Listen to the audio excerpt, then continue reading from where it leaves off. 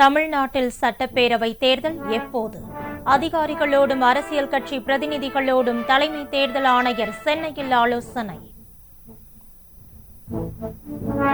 4712 கோடி ரூபாய் மதிப்பீட்டில் அமைக்கப்பட்டு உள்ள புதிய சாலைகள் பொதுமக்கள் பயன்பாட்டிற்கு திறந்து வைத்தார் முதல்வர் மு.க.ஸ்டாலின்.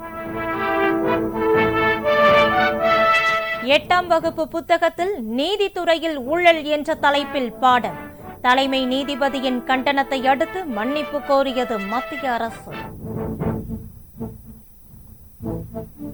மார்ச் 1ஆம் தேதி திருப்பரங்குன்றம் முருகன் கோவிலில் பிரதமர் நரேந்திர மோடி சுவாமி தரிசனம். பாதுகாப்பு ஏற்பாடுகள் குறித்து காவல்துறை அதிகாரிகள் ஆய்வு.